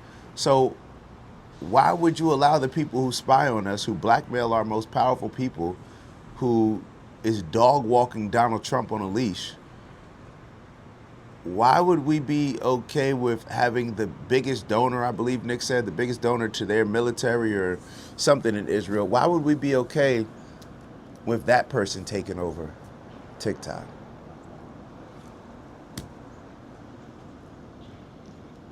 It's all manipulation. It's all propaganda. It's all nepotism. In a lot of ways, you heard Trump talk about Kushner, or you heard Nick point out the fact that Kushner, Jared Kushner, his son-in-law, has a good relationship with Bibi Netanyahu. Like, all of this stuff is not surprising. So all this stuff is not surprising. So this was a show that, in my opinion, Nick gave was a continuation of yesterday's show, a continuation of a lot of these shows. So what I think we can do, and when it comes to being solution-oriented, just continue to be aware. Continue to be aware and study how other people get things done. Study how other people are successful in influencing these politicians, and then figure out a way to where we can prioritize it. And when I say we, I mean a group of people that you align with from a principle, moral, value standpoint, who are going to prioritize America. That's what I believe a lot of the people here that watch these videos want. They want to prioritize America, like want to make America great.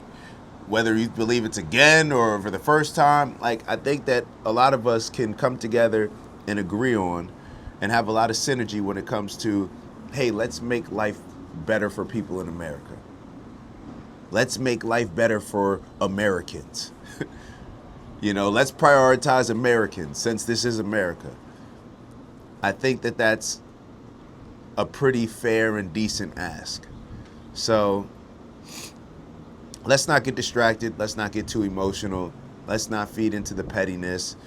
You know, going back to like Nick and Candace. Let's not, like, could you imagine if Nick and Candace came together and squashed the pettiness? I don't think really Nick believes that Candace is an idiot. He may question some of the things that she covers, some of her tactics.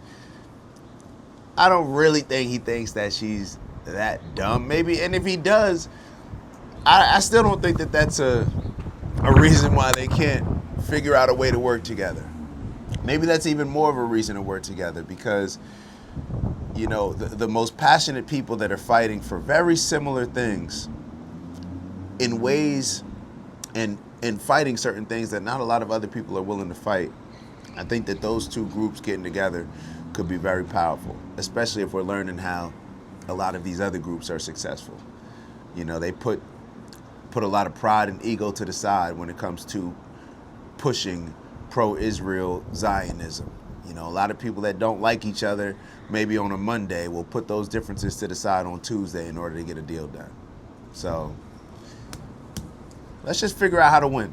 Let's figure out how to win. Let's make sure that we're staying grounded in our principles, morals, and values, not being fanatics led by people or political parties. And we're just sticking to the script. So on that note, I'll let y'all go.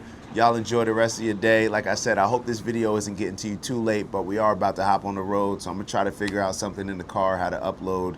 But if not, I'll get it to you as soon as possible. Appreciate all the love that y'all continue to give. Like, subscribe, turn your notifications on, send to a friend, and most importantly, leave a comment. Let me know how we're doing. Let me know something that I may be missing or something that you can add to the conversation. Of course, the goal is for all of us to elevate and grow on purpose. That's a big P, purpose. All right, what's the impact that we're gonna make on this world? What's gonna be our personal legend? So on that note, I'll see y'all soon. It's the black guy in the corner, but they'd rather see a on the corner. They say I'm stealing Nick's clips like I'm stealing Nick's chick, not knowing that I hit him first week for the lick. I said, Nick, I could post here while you post there. Let's run the ads up, then let's meet up over there.